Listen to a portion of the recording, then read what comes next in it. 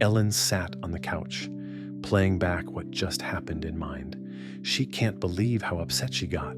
The gentle mother persona may be in the wind. Eddie, however, just stared at her with wide eyes, as if he has seen the most amazing thing in the world. He asked, "You're my mother? Isn't that what you paid for?" "I always wanted a mother," Eddie said as he laid his head on Ellen's lap. Ellen, not too pleased with how familiar this boy was acting, held it in and played her part well. She simply stroked his hair as he laid with his head in her lap. Ellen sat with Eddie, still in a state of disbelief herself. Am I really going to be this boy's mother for however long? Even for someone like me, I don't think it's right to deceive him. But as they sat there, Eddie started to vibrate a bit, and Ellen noticed that he was beginning to cry, attempting to hold back his tears. Ellen asked, "What's wrong?" "Nothing. I'm not crying. I'm not a crybaby." All the other thoughts were wiped from Ellen's mind. This boy needs someone, the same way she needed someone when she was younger. As her brother was there for her, maybe she could be there for this boy. She picked him up and hugged him tight.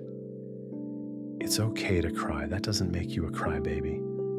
Mr. Damone said I shouldn't cry, that people won't like someone who cries all the time. Maybe not all the time, but it's okay to cry when you're in your mother's arms." Eddie then wailed and let out everything that seemed to be inside him. Frustration, anger, sadness, envy, everything that was held in that moment was released. When he couldn't cry anymore, Ellen heard a stomach rumble. "I'm not much of a mother if I let my son starve now, am I? We're done crying now. Go play and I'll look in the kitchen and see what I can put together." Though Ellen told him to go play, Eddie simply followed her around as if he were her shadow. Ellen looked around the kitchen, in the cabinets, in the fridge, freezer. There was nothing. Water and some kid vitamins, but no food. Who in their right mind raises a child like this, Ellen thought. She looked at him and asked where the food was. Eddie explained.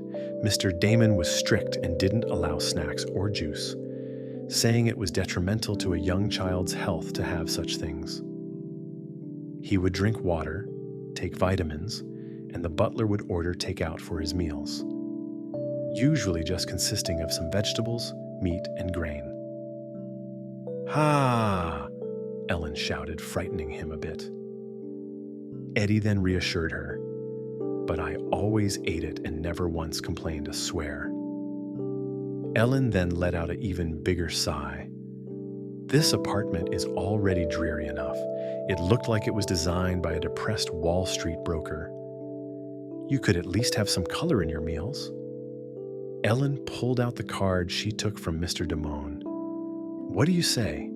We go shopping and come home and eat a meal with some flavor." The boy's eyes lit up. He never went out shopping with anyone before. He simply went to school, came home, did homework, and then ate his tasteless ordered meals. Even on the weekend, he simply went outside just to do mandatory workouts to stay healthy. "Go get your jacket," Ellen ordered, as she pointed playfully at the other end of the condo. Eddie quickly ran in his room. There was some banging, and then out he popped.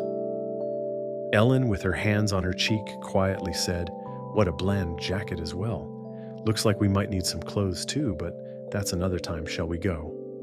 The two stood outside the building, Eddie looking up at Ellen with an unsure yet anticipating look. He has no idea where to start, which way to start walking. He has been driven everywhere, to school, to training, then back home. "Which way, Mom?" the boy said meekly, too embarrassed to look up at her. "Don't forget your mother is also an android. Let me see. Direct me to store."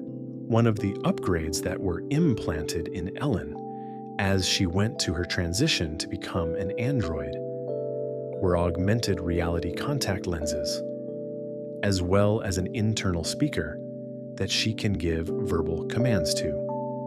When she asked for directions to the store, A couple options popped up in front of her: a simple convenience store, a flower shop, and a local market. Third option, she muttered. Then the internal speaker began giving commands, and the lenses showed her that it will be a 15-minute walk to the market. We are going left. Got it, the boy yelled and began walking. Ellen simply chuckled to herself at his enthusiasm at just walking to the store. Then she caught herself. How quickly she was sucked into being this boy's mother. Perhaps all those years of being the ideal mate for those Neanderthals made her into the perfect actress. A mother? What a ridiculous thing my brother pushed upon me. She then looked at her hands, as if she could still see the blood on them. This trance she was in was broken when she looked up to notice the boy trucking along. He wasn't paying attention and just following Ellen's direction, and was beginning to walk into the street. A car was passing by fast. Ellen's eyes lit up as she lunged and grabbed the boy. The car zipped by and honked, which pissed off Ellen as she yelled, cursing the car. As she looked to the left, Eddie was dangling in the air in a daze, confused as to what all just happened.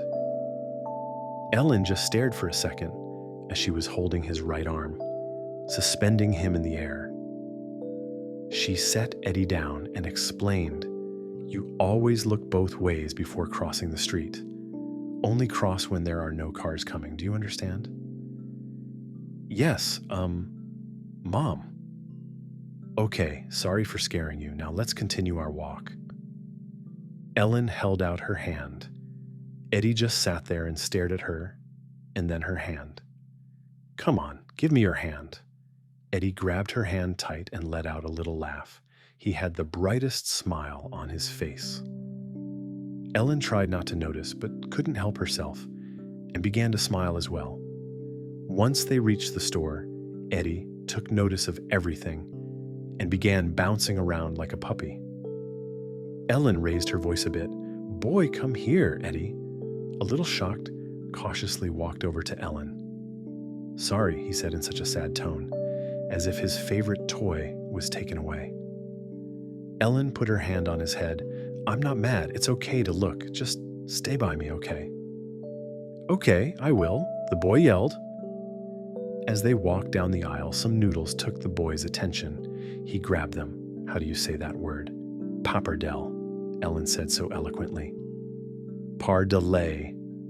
Eddie was able to throw out of his mouth. "Close enough," Ellen said. "Since you're interested, this is what we will have for lunch. Some garlic, chili powder, cilantro, a couple oils and sauces." And they made their way home.